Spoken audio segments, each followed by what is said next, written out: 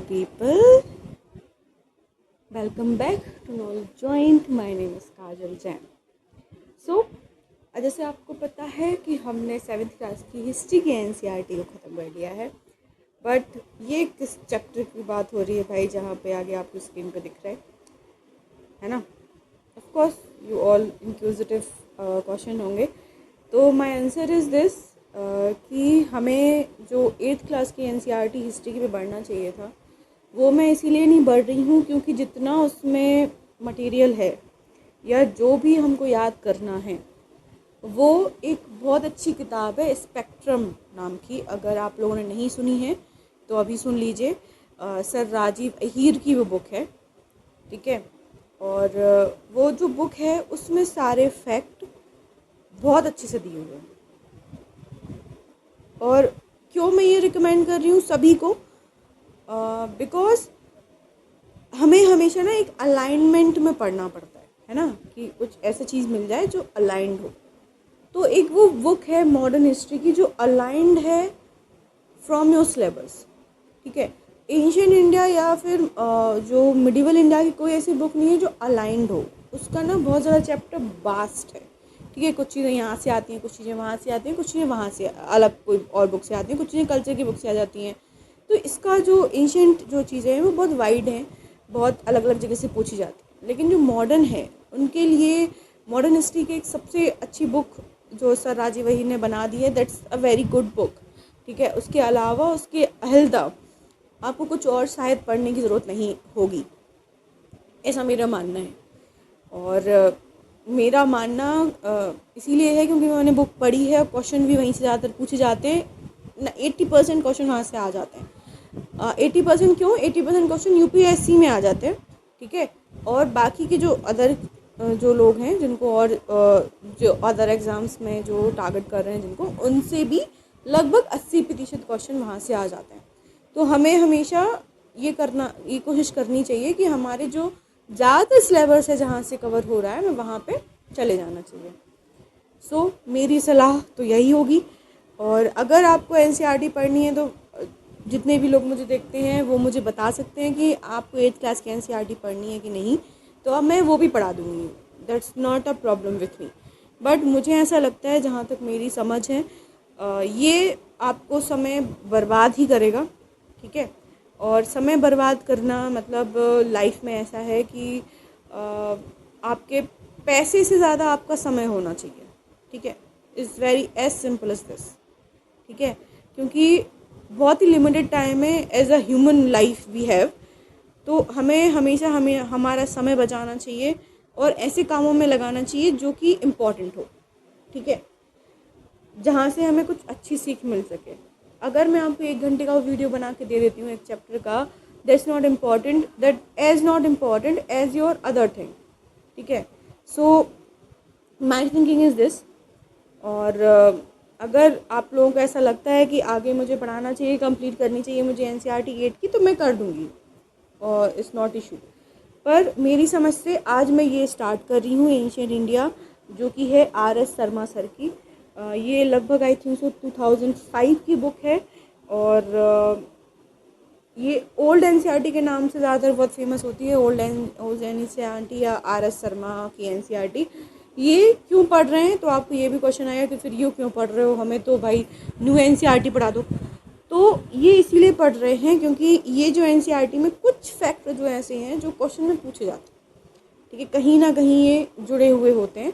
आपको क्रोनोलॉजी अच्छे से बिठा देंगे। और कुछ जो राजा के बारे में आप लोगों ने ना बहुत लिमिटेड पढ़ा है, जैसे हर्षवर्धन के बारे में, किसी के बारे में, अकबर के बारे में बहुत लिमिटेड है जो हमने NCERT पढ़ चुके हैं। यहाँ पे बहुत आपको अच्छी जानकारी मिलेगी उससे, क्योंकि जो न्यू NCERT है जब हम पढ़ेंगे तो आप देखोगे उसको कि उसमें ना ज़्यादातर कल्चरली जो चीज़ें हुई हैं वो उसमें बताई गई हैं, ना कि जो एक पॉलिटिकल जो राजाओं की ज़िंदगी रही है वो उसमें नहीं बताया गया है। सो आई थिंक कि मुझे ये पढ़ाना चाहिए। इन माई एक्सपीरियंस, लिमिटेड एक्सपीरियंस बचा है, मुझे लगता है कि मुझे ये पढ़ाना चाहिए। सो मैं ये पढ़ा रही हूँ, ठीक है। बहुत हम लिमिटेड पढ़ेंगे इस चैप्टर से भी, ठीक है। ये लगभग 200 पेज की बुक है, ठीक है। लगभग 200 पेज की बुक है, 205 पेज की बुक है। इसमें भी हम बहुत लिमिटेड पढ़ेंगे, बहुत ही ज़्यादा लिमिटेड पढ़ेंगे। कोशिश करूँगी मैं जल्दी से जल्दी आपको करवा पाऊँ, ठीक है, जिससे हम और आगे की चीज़ें कर पाएँ, ठीक है। कोशिश रहेगी मेरी ऐसी, अब बाकी तो भगवान की मर्ज़ी है, जैसा वो चाहें, बट कोशिश यही है। और इसी कोशिश के साथ आज का चैप्टर शुरुआत करती हूँ मैं, ठीक है। तो चलो शुरुआत करते हैं with me Kajal Jain, knowledge joint. चलो, तो एंशिएंट इंडिया की बुक है ये, और इसमें जो फर्स्ट चैप्टर्स हैं वो कुछ ऐसे चैप्टर्स हैं जो आपको इतनी इम्पॉर्टेंट नहीं है। जैसे ये जो फर्स्ट चैप्टर है, importance of ancient history. I know आप सबको पता होगा what is important of ancient history. हमें इसमें कोई भी फैक्ट हमारे लिए ऐसा नहीं है जो हम याद कर पाएँ या कुछ हमें समझ में आए, ठीक है। वी नो कि भाई इम्पोर्टेंस ऑफ एंशिएंट हिस्ट्री क्या है, ठीक है। एक इसमें और चीज़ बताई गई है, the construction of ancient Indian history. कैसे हमारा कंस्ट्रक्शन हुआ है। कंस्ट्रक्शन मीन्स मतलब मटेरियल कौन सा हमें कहाँ से मिला है, कॉइन्स कहाँ से मिले हैं, इनक्रिप्शन कहाँ से हुआ, लिटरेरी सोर्सेज क्या है। ये सब जो चीज़ें हैं ये हम अपनी या तो कल्चर में तो पढ़ते ही हैं, जो हम फाइनेंस के एनसीईआरटी उठाते हैं वो तो हम पढ़ते ही हैं। यहाँ पे ऐसा कुछ स्ट्रक्चर नहीं दिया हुआ है जिससे ये जानकारी हमें काम में आए इन द एग्ज़ाम, इसीलिए ये चैप्टर इम्पोर्टेंट उतना नहीं है। मैं चैप्टर भी आपको मेरे मिल जाएगा, मेरी पूरी बुक की बुक आपको मिल जाएगी मेरी चैनल पे नॉलेज जॉइंट पे, जिसका लिंक नीचे है। आप वहाँ पे जाके भी ले सकते हो, या पे आप पीडीएफ भी डाउनलोड कर सकते हो, जो कि मेरे पास जो मैं वो भी लिंक डाल दूँगी आपको, जहाँ से आपको पीडीएफ डाउनलोड करनी है, जहाँ से मैंने की है, ठीक है। तो ये हुआ।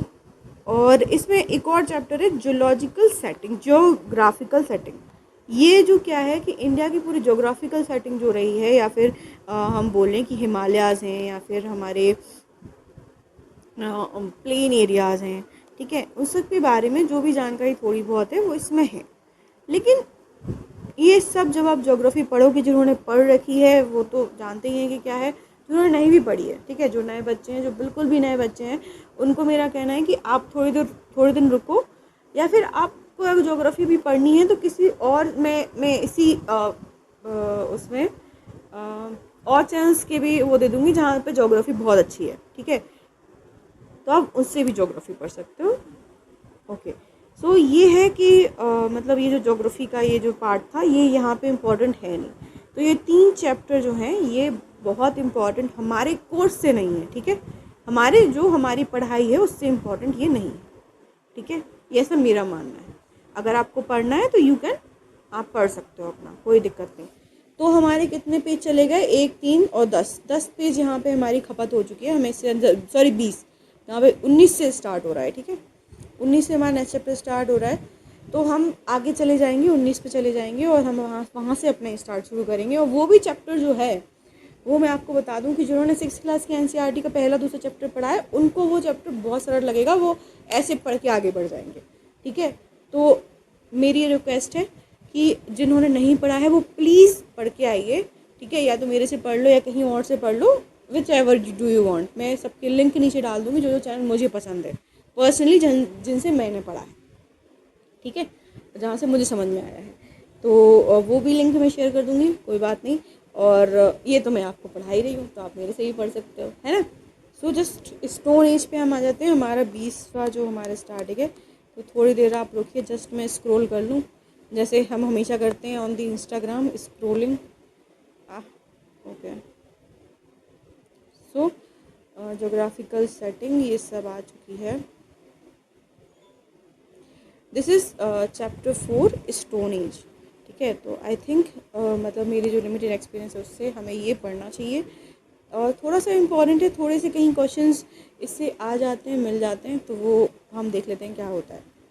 चलो, इन्होंने इस चैप्टर में बात की गई है वो पेलियोलिथिक से लेके और न्यूलिथिक की, ठीक है। कैसे न्यूलिथिक की जो साइट्स हैं, यहाँ पे हमेशा आपको जो इस चैप्टर में जो आपको मिलेगा वो मिलेगी साइट्स के नेम, कि ये जो साइट्स हैं वो यहाँ है, ठीक है। आपको इस साइट्स के नेम मिलेंगे जो कि फैक्चुअल बहुत इंपॉर्टेंट है। अगर ये क्वेश्चन आ जाए ऐसा तो फैक्चुअल बहुत इंपॉर्टेंट हो जाएगा कि हम ये जान पाएँ, ठीक है, इसीलिए इम्पॉर्टेंट है ये चैप्टर, ठीक है। इंपॉर्टेंस भी मैंने आपको बता दी। आगे बढ़ जाते हैं। तो ओल्ड स्टोन एज में क्या होता था, जो इंडिया में जो स्टोन एज शुरू हुई है वो लगभग 5 लाख साल पुरानी है। कितनी, 5 लाख, ठीक है। जब से मतलब इंडिया में स्टोन एज, जो थोड़े हमें स्टोन एज के हमें साक्ष्य मिलते हैं, ठीक है, जहाँ से हमें स्टोन एज के थोड़ा पता चलता है, जैसे कुछ पत्थर हमें मिल गए तो उससे हमें पता चलता है कि 5 लाख साल पुरानी है, जिसमें से जो कि हमें नॉर्थ इंडियन इंडिया में भी है, साउथ इंडिया में भी है, ठीक है। तो जो नॉर्थ इंडिया में है वो एक जगह बहुत फेमस है पेलोलिथिक साइट के लिए, वो है सोहन वैली, ये सोहन रिवर, ठीक है, सोहन रिवर या सोहन वैली। तो ये मैंने आपको हाईलाइट कर दिया, देखो यहाँ पे कि Sohan valley, this is the highlighted part, Sohan valley, ये बहुत इंपॉर्टेंट है नॉर्थ इंडिया में, जहाँ पे पेलोलिथिक के साइट के चीज़ें हमें मिली हैं, ठीक है। पेलोलिथिक साइट जो है वो कश्मीर में भी डेवलप हुई है, ठीक है। आई थिंक मुझे ना इसको थोड़ा सा पतला कर देना चाहिए, ठीक है। तो कश्मीर में भी डिस्कवर हुई है पेलोलिथिक साइट, ठीक है। यहाँ पे हमें कैसी चीज़ें मिली हैं, तो देखो ये आपको नज़र आ रहा है, ये इतने बड़े बड़े पत्थर, ऐसे हमको पत्थर हमें पेलोलिथिक साइट पे मिलते हैं, ठीक है। ये तो हर जगह मिलते हैं, तो आप ही अभी बोल दोगे कि तो हर जगह मिलते आते हैं यार, हाँ तो ये हर जगह मिल जाते हैं, लेकिन हाँ जब हम डेटिंग करेंगे ना, रेटिंग करते हैं, तो वो इतने साल पुराने निकलते हैं पत्थर, ठीक है। चलो, तो ये हमें कश्मीर में भी मिले हैं, ठीक है। और ये जो लोग थे ये हंटिंग करते थे, ठीक है। इनको नॉलेज नहीं थी कल्टीवेशन की, इनको नॉलेज नहीं थी हाउस बिल्डिंग की, जो कि बाद में आती है, ठीक है।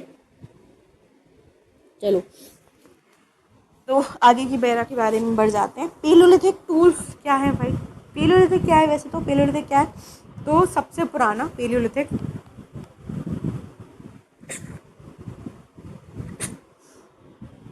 तो सबसे पुराना है पेलोलिथिक टूल, पेलोलिथिक टाइम है जो इंसानों की हिस्ट्री में सबसे पुराना टाइम है, ठीक है। पेलोलिथिक जहाँ पे इंसान तो थे, मतलब उनके उधर से लिखित लिखित हमें साक्ष्य से नहीं मिलते, ठीक है। तो पेलोलिथिक जो लोग थे उनको मतलब वो लगभग 10,000, लगभग 1 साल, 1 लाख BC के लोग हैं, ठीक है, मतलब 1 लाख साल पुराने लोग हैं, ठीक है, जो कि हमें अलग अलग जगह से मिलते हैं। तो वो हम देख लेते हैं कहाँ कहाँ से मिलते हैं। हमें छोटा नागपुर से मिलते हैं वो लोग, ठीक है। वो लोग हमें करनूल से मिलते हैं, तो हमें छोटा नागपुर से मिलते हैं, ठीक है। हमें वो मिलते हैं कुरनूल से, जो कि कहाँ पे, आंध्र प्रदेश में।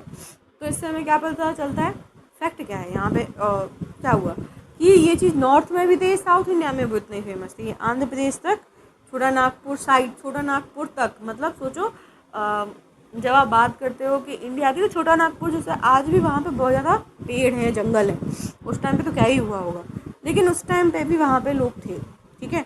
तो कहाँ से, छोटा नागपुर एंड कुरनूल, आंध्र प्रदेश से हमें चीज़ें मिली हैं, ठीक है। और यहाँ पे हमें एनिमल्स के बोन्स वगैरह भी मिले हैं, ठीक है।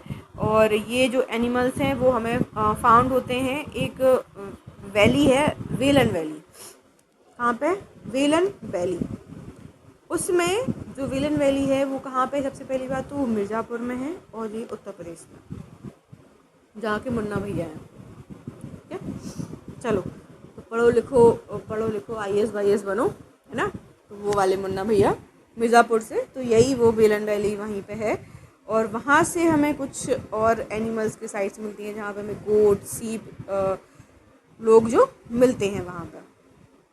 लेकिन अर्लीस्ट जो टाइम है पेलोलिथिक फेज का, वो वहाँ पे लोग हंट और गैदर ही कर रहे हैं, ठीक है, और कुछ नहीं कर रहे। तो ये आउटलुक हमें पता चला कि हमें जो जगह हमें थोड़ी बहुत पता चली है कि ये लोग कश्मीर में भी थे, ठीक है, ये लोग आंध्र प्रदेश में भी थे, ये लोग छोटा नागपुर में भी थे, ये छोटा नागपुर थे तो यूपी में तो थे ही, इतना हमें यहाँ से पता चलता है, ठीक है, जस्ट इन्फॉर्मेशन।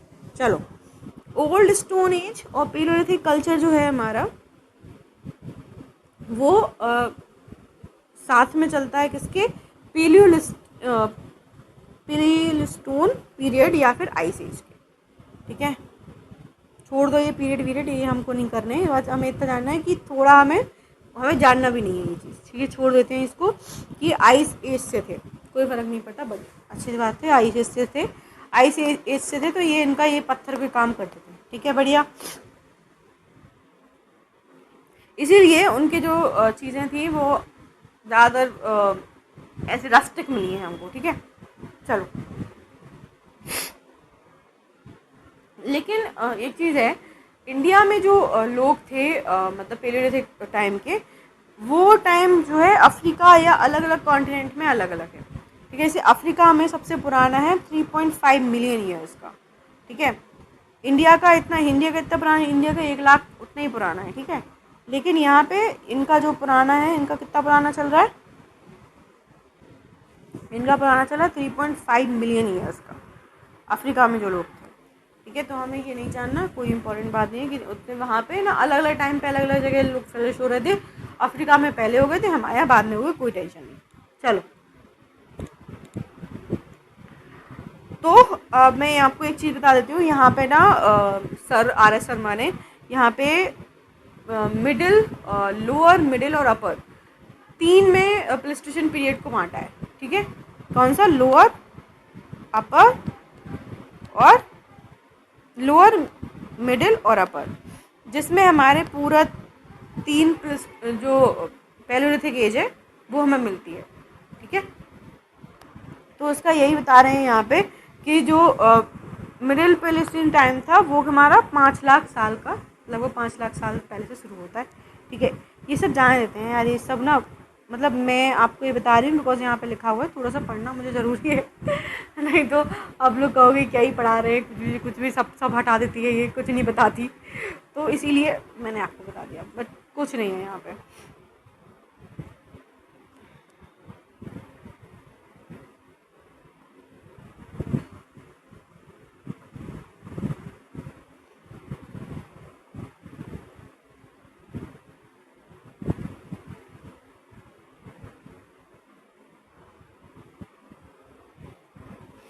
ठीक है, तो अभी तक हमें क्या पता चल गया, आओ आओ बताओ बताओ सब कुछ। अभी तक हमें कुछ पता नहीं चला, अभी तक हमें पता चला है कि इनके ये थे, साइट थे। ठीक है, और इनका ये मतलब यहाँ पे पाए जाते थे, और कौन से टाइम पे क्या क्या मिलता था, अभी हमें इतना ही पता चला है। आगे की जानकारी हम देख लेते हैं। फेज ऑफ पेलोलिथिक एज क्या है भाई, फेज क्या क्या चले हैं, फेज देखो मैंने बताया ना, डिफरेंट डिफरेंट फेजेस, लोअर, अपर और लोअर, मिडिल और अपर। तो इन्होंने डिवाइड किया, इंडिया में इसको 3 फेज में डिवाइड किया गया है। ठीक है, स्टोन जो टूल्स के हिसाब से जो मिले हैं उनके हिसाब से। ठीक है, तो क्या है, अर्ली जो पहला सबसे पहला था उसको लोअर में, जो मिडिल था उसको, जो सेकंड वाला था उसको मिडिल में, और जो थर्ड वाला था उसको अपर में। ठीक है, लोअर, मिडिल, अपर, जैसी हमारी बर्थ होती है ट्रेन की, लोअर, मिडिल, अपर, वैसे इन्होंने इसमें बांट दिया है। ठीक है, तो lower palaeolithic age, stone age में क्या होता था, तो ये पहली बात तो सबसे ज़्यादा टाइम इन्होंने आइस एज में काटा है। ठीक है, सबसे ज़्यादा टाइम ये क्या करते थे, ये हैंड एक्सेस जो है, या फिर हम बोल लो कुल्हाड़ी, ये कुल्हाड़ी का यूज़ करते थे। ठीक है, हाथ की कुल्हाड़ी। ठीक है, तो ये हाथ की कुल्हाड़ी का यूज़ क्या करते थे, हाथ की कुल्हाड़ी यूज पत्थर, काम खत्म। ये हाथ की कुल्हाड़ियों का यूज़ क्या करते थे। ठीक है, जो अर्ली स्टोन एज की जो साइट है वो हमें सुअन, जो सबसे पहले हमें पता चला है, सुअन नदी, जो कि आज पंजाब में है या पाकिस्तान बोल लो, वहाँ पे हमें मिलती है। तो एक ये लाइन अपने नोट्स में लिख लेना कि पेलियोलिथिक साइड के जो अपर पेलियोलिथिक नहीं, लोअर पेलियोलिथिक साइड की जो हमें जगह चीज़ें मिली हैं वो कहाँ से मिली है, तो सोन वैली, पाकिस्तान, खत्म। ठीक है, और एक जगह है जहाँ से हमें लोअर पेलियोलिथिक साइड के चीज़ें मिलती हैं, वो है बेलन वैली, मिर्ज़ापुर, जाके हमारे मुन्ना भैया हैं। ठीक है, तो क्या क्या हो गया,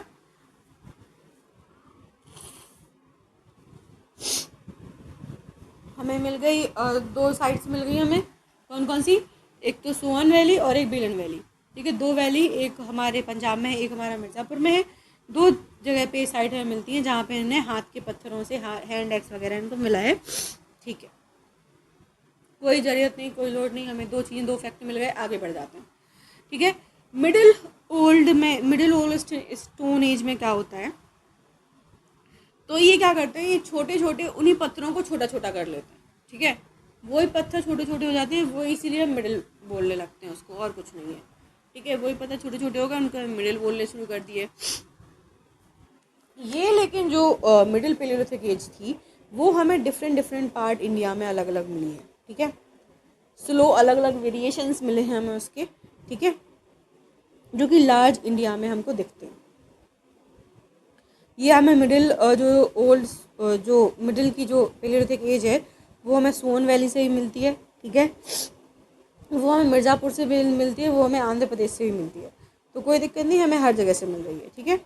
दो ये आर्टिफैक्ट जो थे वो एज के, वो हमें नर्मदा नदी के पास से मिले हैं, और तुंगभद्रा, देख रहे हो, तुंगभद्रा मतलब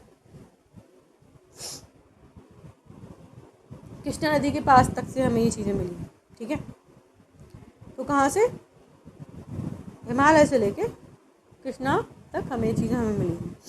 कोई मिडिल में कोई स्पेसिफिक नाम है नहीं, हटा देते हैं, कोई याद नहीं करना।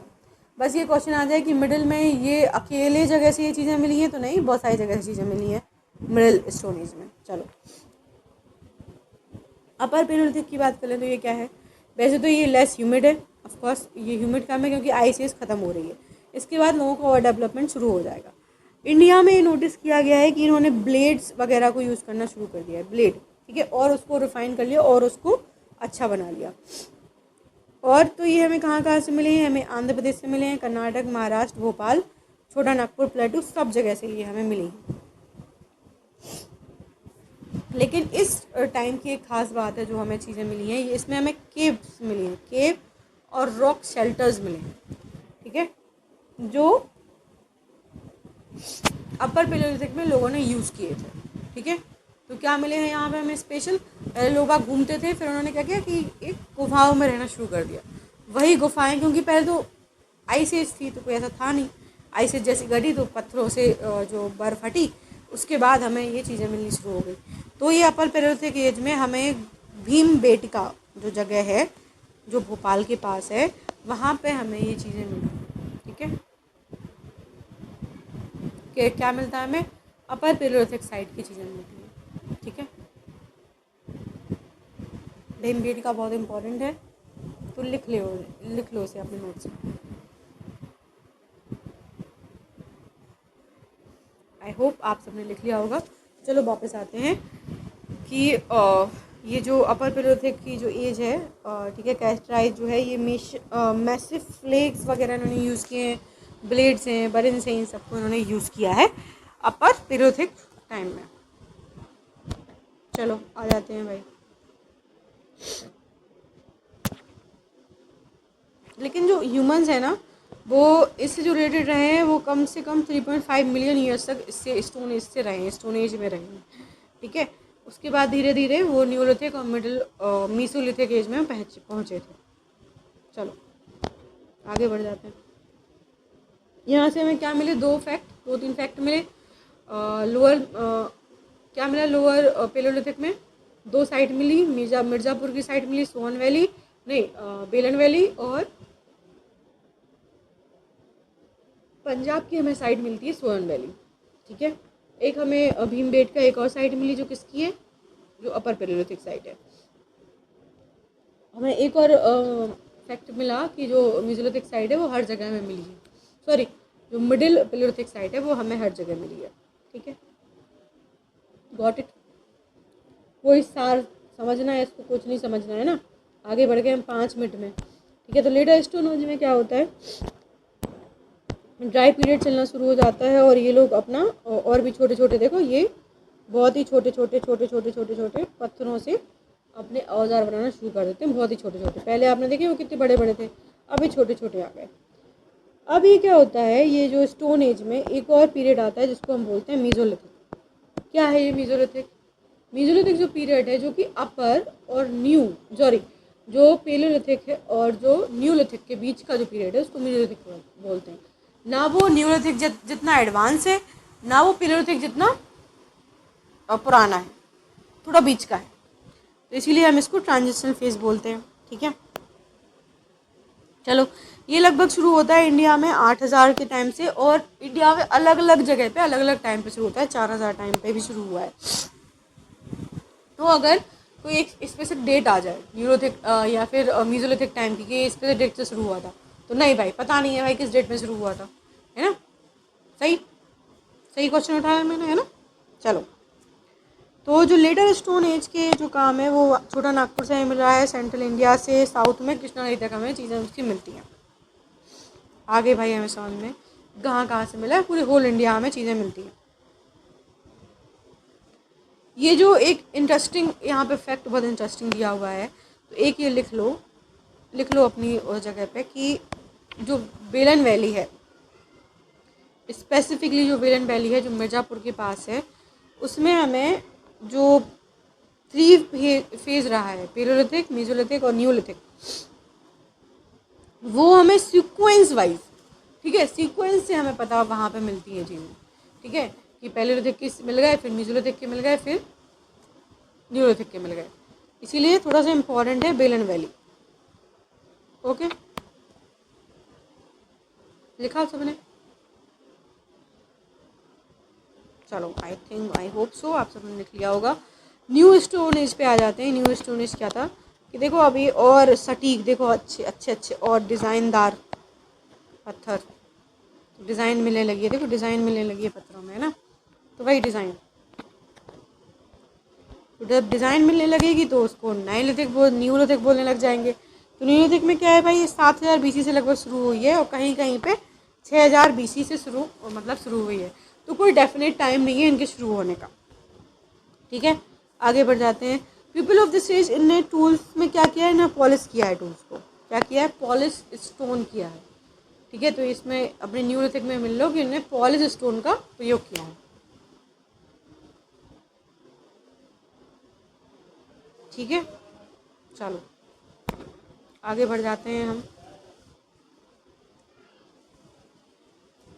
इसके जो न्यूलिथिक जो साइट्स के चीज़ें हैं वो हमें कहाँ कहाँ से मिली हैं, तो वो हमें फाउंड होती हैं नॉर्थ वैली से, जो है कश्मीर में। कश्मीर में कौन सी वैली है, कश्मीर में है कश्मीर के नॉर्थ में एक वैली है, वैली ऑफ कश्मीर। वहाँ पे एक प्लेस है बुर्ज होम करके, है बुर्ज होम करके एक जगह है जहाँ पे हमें न्यूलिथिक साइट की चीज़ें मिलती हैं। तो लिख लो बुर्ज होम, इम्पोर्टेंट है। आई होप ये लिख लिया होगा बुर्ज होम, ठीक है। तो पीपल लिव्ड, यहाँ पे रखते हो कहाँ पे, पिट में, पिट जैसे है, पिट मतलब बोल लो एक कुआं, एक कुएं ऐसी जगह पे रहते थे, पिट होल करके, तो पिट डॉयल करके। यहाँ पे देखो ये गड्ढा सा है, बिकॉज ओल्ड NCERT है, किसी ने मतलब स्कैन करके डाली है, तो उस वजह से ऐसी उसमें पिक है, बट कोई नहीं, आप समझ जाओगे, कुएं जैसा है, बस कुएं की सीढ़ियों के नीचे अंदर टाइप जाना पड़ता है। तो ये पिट में रहते थे। इन्होंने पॉलिश चीज़ों का उपयोग किया है, ठीक है। उन्होंने बहुत सारे ऐसे वेपन उपयोग किए हैं जो किससे बनते थे, बोन से। पहले हमें कभी ना बोन जैसे कोई स्ट्रक्चर से हमें वो नहीं मिले हथियार, लेकिन उन्होंने बोन से हथियार बनाने शुरू किए, ठीक है। और ऐसे ही कुछ चीज़ें हमें न्यूलिथिक साइट की हमें मिलती है, कहाँ, चिरंड से। कहाँ से मिलती है, चिरंड से। जो मैंने आपको जिस क्लास में NCERT पढ़ाई थी उसमें चिरंड पढ़ाया था, है ना, चिरांद, दैट द वही प्लेस है ये, ठीक है। चलो यहाँ पे हमें कुछ करने नहीं, न्यूलिथिक में 2 साइट हो गई, बुर्ज होम हो गया, एक चिरंड हो गई। आगे बढ़ जाते हैं, है ना। तो अब हमें बुर्ज होम से और क्या क्या मिला है। बुर्ज होम से हमें मिल गए छोटे छोटे बोन्स के हमें हथियार भी मिल गए, और हमें वहाँ पे पॉलिश की जो चीज़ें हुई वो भी मिल गई, ठीक है। बुर्ज होम में एक और चीज़ मिली है हमें, कोर्स ग्रेन, ठीक है, जो कि एक पोट्री में रखे हुए थे इसमें, या फिर एक मिट्टी के घड़े में, सीधी बात है। तो यहाँ पे एक मिट्टी के घड़े मिल गए, ठीक है।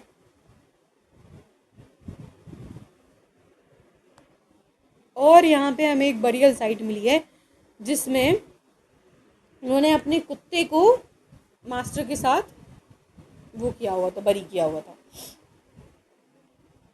तो देख रहे हो न्यूलिथिक में कितनी सारी चेंजेस हो रहे हैं।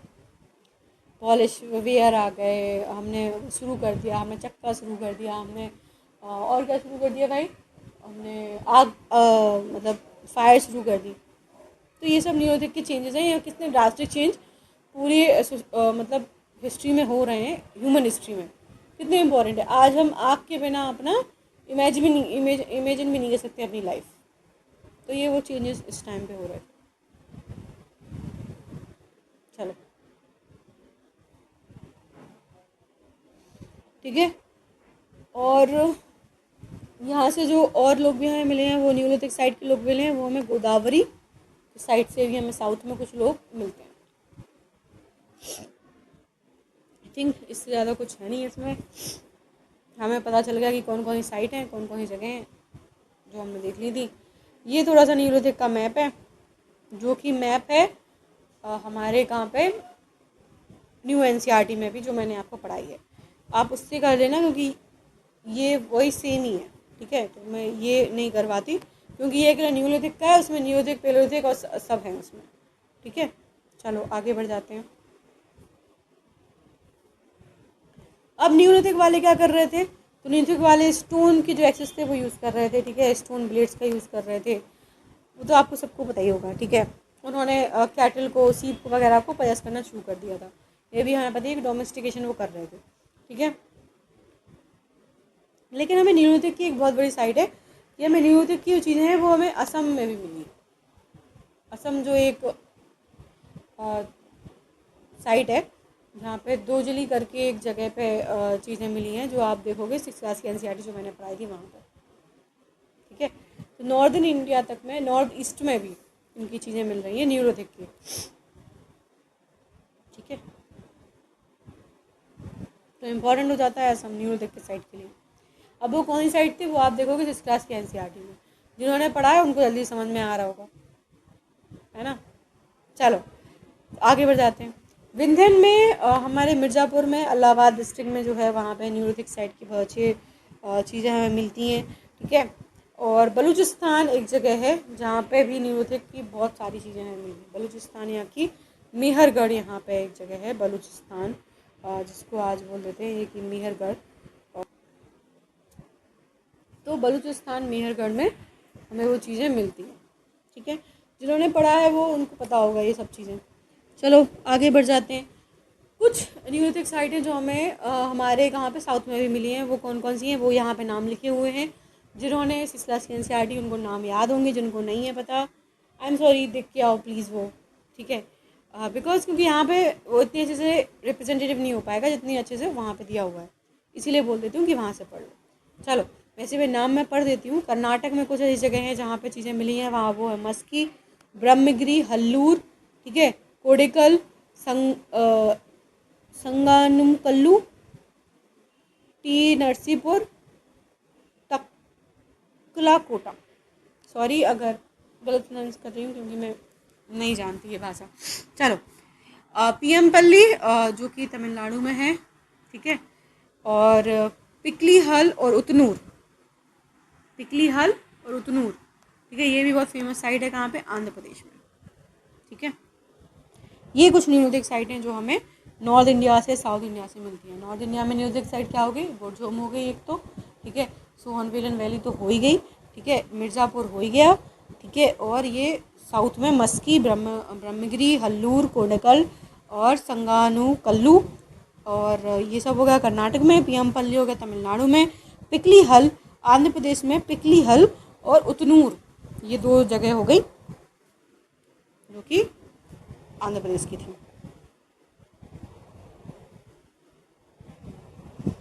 ठीक है। आई होप समझ में आ रहा होगा। आगे बढ़ जाते हैं। तो न्यूलिथिक जो शेल्टर्स हैं उसमें पिकली हिल जो है, पिकली हिल में हमें क्या मिला है, कैटल के जो हर्डर्स मिले हैं। कोई बात नहीं, डोमेस्टिकेटेड कैटल हमें मिली है यहाँ पे, जो आपको पता है न्यूलिथिक में शुरू हो चुका है, डोमेस्टिकेशन ऑफ एनिमल। चलो भाई अब यहाँ पे कुछ नहीं है, कुछ नहीं जानका हमको। ये यहाँ पे एक चीज़ है कि हमें कल्टीवेशन करना शुरू कर दिया था लोगों ने सीरियल्स का, और डोमेस्टिकेशन ऑफ एनिमल्स ऑफकोर्स करेंगे, क्यों नहीं करेंगे, ज़रूरी है करना। और उसके बाद इंडियन सब कॉन्टिनेंट में अराउंड शुरू हुआ 6 मिलियन BC के टाइम पे। सम ऑफ द इम्पॉर्टेंट क्रॉप जो थी वो कौन कौन सी थी, तो राइस, वीट, बार्ले। कौन कौन सी सब इम्पॉर्टेंट क्रॉप्स थी पहले जो सबसे ज़्यादा उगाई गई, वो राइस, वीट और बार्ले थी, जो कल्टीवेट हुए सब कॉन्टिनेंट में। विलेजेस के विलेजेस भर जाते थे यहाँ पे, ठीक है। और पीपल को खाना इससे मिल जाता था। और बस यही कहानी स्टोन एज की। I think chapter complete. देख कितने जल्दी चैप्टर खत्म हो गया। जिन्होंने इस क्लास की एनसीईआरटी पढ़ी उनको तो ये मक्खन लगा होगा चैप्टर। चलो, तो आई होप कि ये हम कंटिन्यू कर पाएंगे आगे, ठीक है। और जो भी आपके एग्ज़ाम हैं सबको बेस्ट ऑफ लक, और प्लीज़ पढ़िए, ठीक है। अच्छे से पढ़िए, अच्छे से समझिए और एग्ज़ाम क्रैक करिए। बाय।